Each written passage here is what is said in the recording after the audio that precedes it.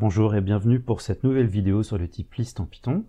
C'est un type qui peut s'apparenter à ce qu'on appelle tableau dans d'autres langages de programmation, mais c'est un peu plus pratique qu'un tableau, et ceci pour plusieurs raisons.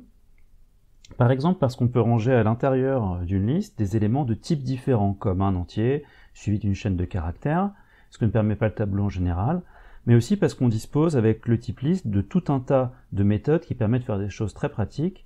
Par exemple, on peut faire des insertions et des suppressions. Bien sûr, tout ça n'est pas magique et ça aura un coût en termes de temps de calcul par exemple, mais nous aurons l'occasion d'y revenir plus tard dans ce cours.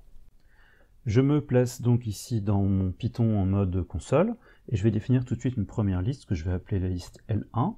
Et cette liste L1, je vais placer un certain nombre d'éléments entre crochets pour la définir. Les crochets sont les symboles qui nous permettent de représenter une liste. Donc par exemple, je vais faire une première liste qui contient 2, moins 3.1, et puis une chaîne de caractères, bonjour, et puis je vais la rallonger un peu avec des entiers, 0, moins 2.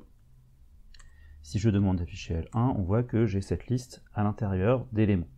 Je vais faire une deuxième liste, L2, qui contient par exemple 3, et puis ensuite la valeur booléenne true, et puis ensuite moins 2.1. Alors je peux faire différentes opérations avec ces listes, par exemple, je vais demander d'afficher la liste L1 plus L2.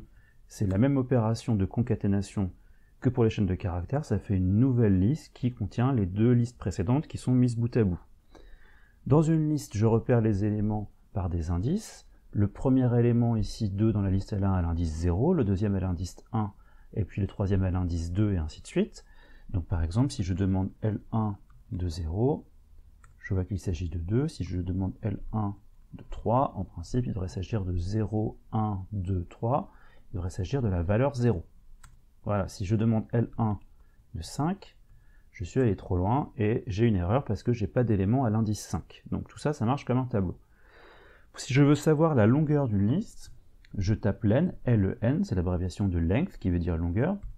Et donc la longueur de L1, on me répond que c'est 5. Et donc j'ai droit aux indices qui vont de 0 jusqu'à 4.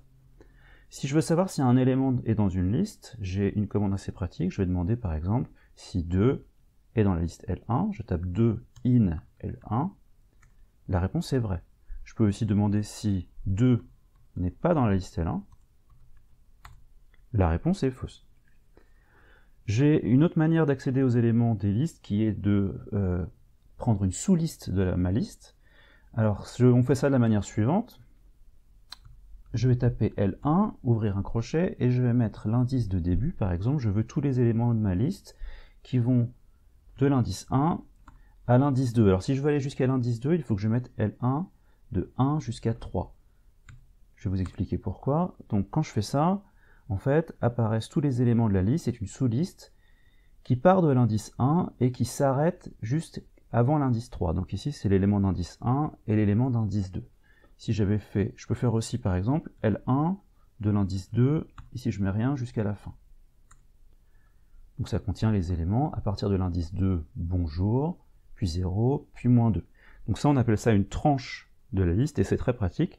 Donc il faut juste se méfier, je répète comme on fait. L1, on met l'indice du premier élément voulu, par exemple 2, et puis on met l'indice qui suit le dernier élément voulu, par exemple 4. Il y a quelque chose de pratique à faire comme ceci, c'est que si on veut savoir le nombre d'éléments qu'il y a dans cette tranche, on fait juste la soustraction, 4 moins 2, il y a 2 éléments.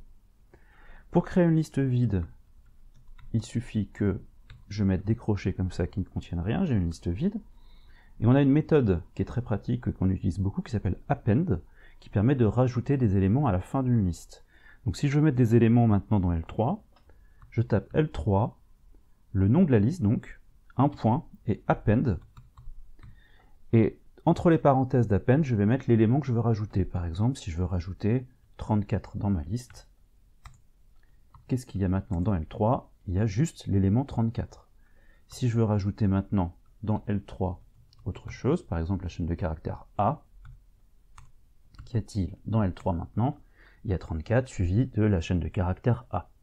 Alors, en plus de append, je peux ajouter des éléments ailleurs bien sûr dans ma liste, et pour ceci j'ai la méthode insert, et donc je vais taper L3.insert, ouvrez la parenthèse, et je vais taper la position à laquelle je veux mettre l'élément, l'indice de destination. Donc je vais décider de mettre quelque chose par exemple entre 34 et A, donc en position 1. Donc en position 1, à l'indice 1, je choisis de mettre petit b, par exemple. Donc je mets en position 1, je veux rajouter b, je fais entrer. Qu'y a-t-il maintenant dans L3? Je vois que j'ai 34, b, puis A. Une dernière chose qui est assez pratique avant de terminer cette vidéo, j'ai une commande qui s'appelle range, R-A-N-G-E, et qui me permet de créer automatiquement des listes d'entiers qui se suivent.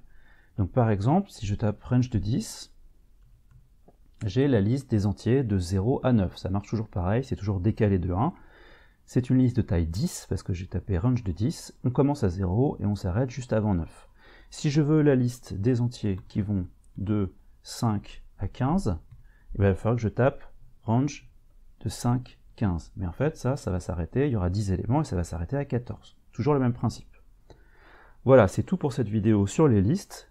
À retenir, c'est un type très pratique qu'on utilisera beaucoup et on reparlera des problèmes qui sont liés à la complexité des différentes méthodes plus tard.